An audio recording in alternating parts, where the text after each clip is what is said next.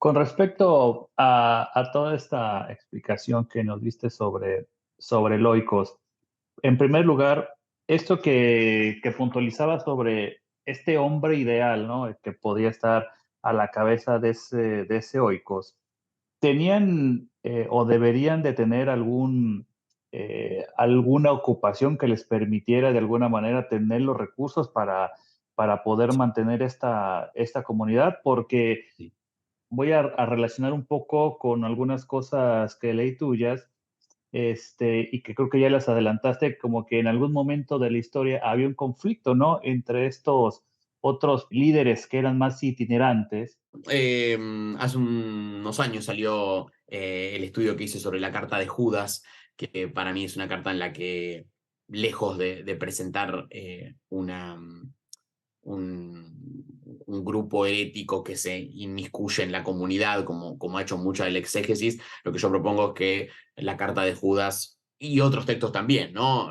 La ascensión de Isaías y demás, de un lado o del otro, están atravesando este conflicto comunitario que está vinculado con el tema del liderazgo, es decir, a quién, ¿no? En la cristalización de estoicos cristiano, sí, emergen los líderes locales, gente que quizás tenga capacidad administrativa, tenga un trabajo local, goce de los bienes de ese trabajo que le permiten mantener esposa, hijos, generar círculos de adeptos en su hogar, pero que quizás no es la persona más apta para enseñar o no está tan versado en textos sagrados y demás. Y al lado tenemos, ¿no?, estos predicadores itinerantes, en muchos casos reivindicándose como discípulos de los apóstoles, en algún linaje, ¿no?, apostólico particular. De hecho, la epístola Didache los llama, ¿no?, apóstoles y profetas itinerantes. Hablamos de la figura del hombre santo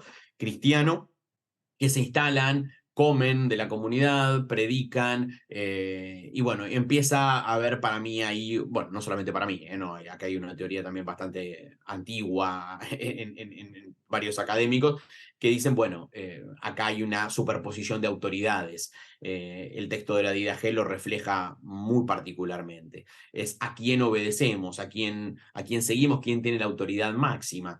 Hay intentos conciliadores, pero claramente por las advertencias que se van esgrimiendo en diferentes textos, bueno, hay un desplazamiento y una progresiva desaparición de estos, digamos, líderes itinerantes, eh, ya sea por descrédito, ¿no?, por alguna actitud en particular, ya sea porque, bueno, el poder local se ha concentrado y se ha organizado de tal manera que conmina a que esos líderes itinerantes, bueno, o se asienten o sean desatendidos, o sean desconocidos. Claramente el mito de los orígenes, ¿no?, de este Jesús itinerante y de los apóstoles itinerantes sigue teniendo un peso enorme, porque en todo lo que es la producción literaria del siglo II, ¿no?, incluso los hechos apócrifos de los apóstoles, encontramos esta reminiscencia a esa etapa inicial, itinerante, predicadora, esa misión, ¿no?, de aquellos que no tienen dónde cobijar su cabeza, pero sin embargo la realidad administrativa y de gestión de este movimiento, sobre todo después de la Primera Guerra Judía, ¿no?, entre la primera y la segunda, se vuelve muy diferente. Aún así hay una gran resistencia. Yo creo que en la epístola de Judas se muestra eso, en la ascensión de Isaías se muestra los que reniegan de esa acumulación de poder doméstico, ¿no?, en estos nuevos líderes que los pintan como los peores, ¿no?, los que lucran con la carne, banquetean, ¿no? Hay un montón de expresiones que usa Judas particularmente, ¿no? Los que carecen del espíritu, dirá la epístola, la ascensión de Isaías. Eh, Encontramos una gran resistencia, ¿no?, a eso, ¿no?, a subordinarse a una autoridad doméstica que, como dirá Ignacio, ¿no?, va a terminar siendo la que hable en nombre de Dios, la que monopolice el don del espíritu y la que acalle justamente esa pluralidad de carismas, ¿no? Ahora todo va a pasar por esta autoridad, que se empieza a concentrar en determinados hombres y que empieza a tener determinadas legitimaciones, ¿no? Entre ellas, aunque no es la única, la sucesión apostólica, que ya la primera carta de Clemente Romano la muestra claramente, ¿no? Es curioso porque en Oriente ni Ignacio ni los otros textos de Oriente saben de esa idea de sucesión apostólica para legitimar la autoridad. Ignacio lo que pide es que el obispo justamente sea una persona que tenga capacidad de gestión, ¿no? Que hasta lo respeten los gentiles, dice. Perfiles diferentes, pero yo creo que acá justamente las expresiones de este cristianismo, ¿no? Las expresiones de los creyentes en Jesús varían un montón y hay una gran resistencia.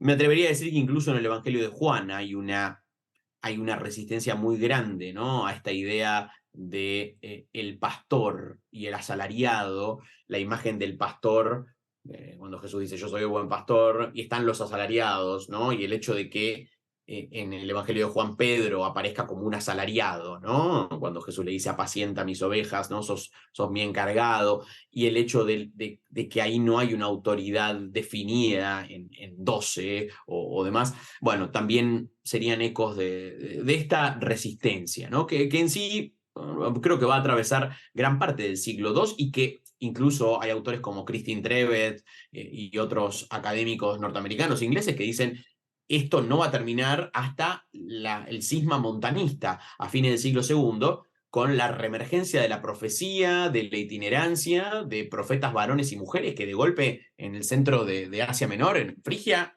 revientan y no son heréticos, ¿no? Sino que utilizan, ¿no? Hacen un revival interesante de estas formas originarias, ¿no? Gente que camina, que va de pueblo en pueblo, que predica, que tiene visiones estáticas al estilo, ¿no? de la libre disposición del Espíritu Santo y que claramente horroriza a los obispos de la zona, ¿no? No solamente por estas manifestaciones, sino porque en esta masculinización de la jerarquía, ¿no?